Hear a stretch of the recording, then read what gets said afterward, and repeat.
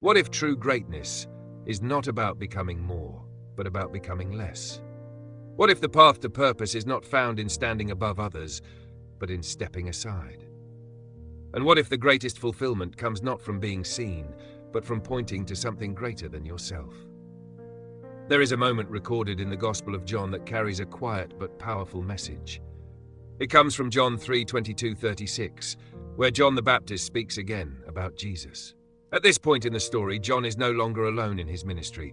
Jesus has begun his own public work, and people are beginning to notice. In fact, there is a shift happening. The attention that once belonged to John is now moving toward Jesus, and this creates a moment of reflection. A moment that reveals not only John's character, but his understanding of purpose. John's disciples come to him with concern. "Rabbi, that man who was with you on the other side of the Jordan, the one you testified about, well, he is baptizing and everyone is going to him." You can feel the tone in their words. There is a hint of worry, a sense of comparison, perhaps even a quiet question: are we being left behind? Because from a human perspective, it looks like John is losing influence. People are leaving his ministry. They are going to Jesus instead. And in the world's thinking, that can feel like loss. But John's response reveals something entirely different. Man can receive only what is given him from heaven. In this one sentence, John reframes the entire situation. He acknowledges that everything, ministry, influence, purpose, is not something to be grasped or held onto. It is something given. And if something is given, it can also be entrusted elsewhere. John continues by reminding his disciples of something they already know. "You yourselves can testify that I said, 'I am not the Messiah, but am sent ahead of him.'" John never claimed to be the center. He never positioned himself as the ultimate focus. From the beginning, he understood his role: to prepare the way, to point others forward. And now that the one he pointed to has arrived, his role is shifting. Then John uses a powerful metaphor. The bride belongs to the bridegroom. In this image, the bridegroom represents Jesus, and the bride represents those who follow him. John is saying that the people are not his. They belong to the one he came to reveal. He continues, "The friend who attends the bridegroom waits and listens for him and is full of joy when he hears the bridegroom's voice." This is important, because John does not express sadness. He expresses joy. Joy in seeing Jesus receive attention. Joy in seeing people come to him. Joy in fulfilling his purpose. And then comes the statement that has echoed through generations: "That joy is mine, and it is now complete." John is not threatened by Jesus' increasing presence. He is fulfilled by it. Because his purpose was never to build his own platform. His purpose was to prepare the way. And now that the way has been revealed, his mission is being fulfilled. And then comes the powerful declaration: "He must become greater. I must become less."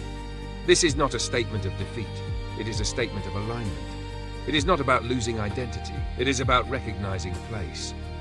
John understands that his role is not to elevate himself, but to lift up Jesus. This principle is countercultural, because in many areas of life, we are encouraged to stand out, to rise higher, to gain more recognition. But John presents a different way, a way of humility, a way of surrender, a way of understanding that true significance comes not from being the center, but from pointing to the center. John continues to explain the nature of Jesus. The one who comes from above is above all. The one who is from the earth belongs to the earth and speaks as one from the earth. Here, John draws a distinction. Jesus is not just another teacher, not just another voice among many. He comes from above, from a higher authority, from a divine source. He speaks with a truth that transcends human limitation. But the one who comes from heaven is above all. This is a clear statement of recognition. John acknowledges that Jesus holds a position beyond comparison. He is not just greater, he is above all. Then John makes another profound statement. He testifies to what he has seen and heard, but no one accepts his testimony. This reveals a tension. Even though Jesus speaks truth, not everyone receives it. Because receiving truth requires openness, requires humility, requires willingness to listen beyond assumptions. Whoever has accepted it has certified that God is truthful.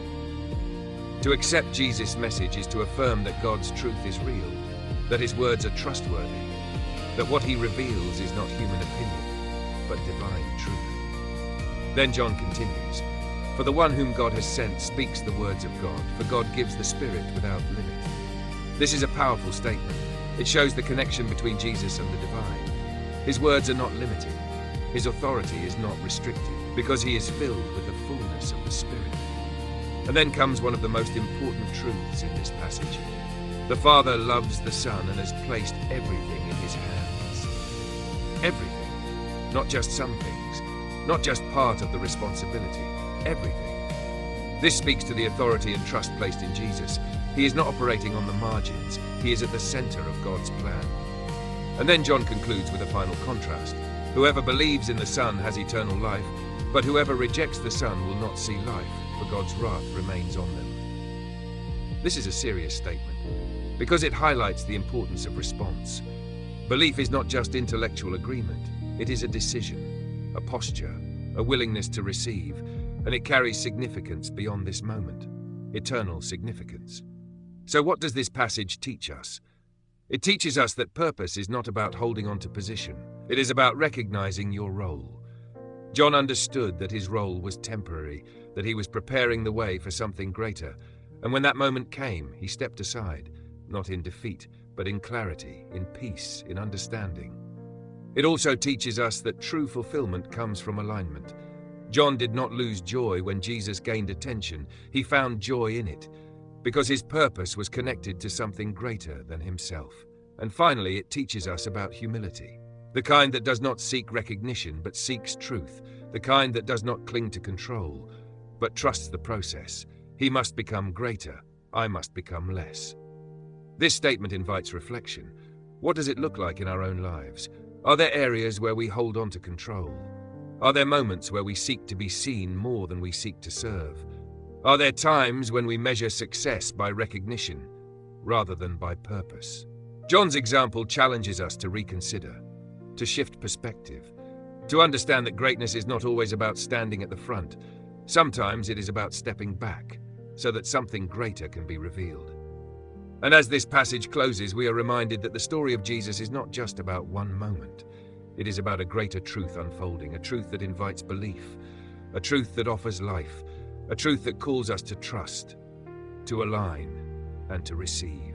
Because when we recognize who truly holds authority, we can begin to release the need to hold everything ourselves. And in that release, there is freedom, there is peace, there is clarity, and there is purpose. Thank you for watching this video. If this message spoke to you, take a moment to like, follow the channel, and share this video with someone who may need to hear it.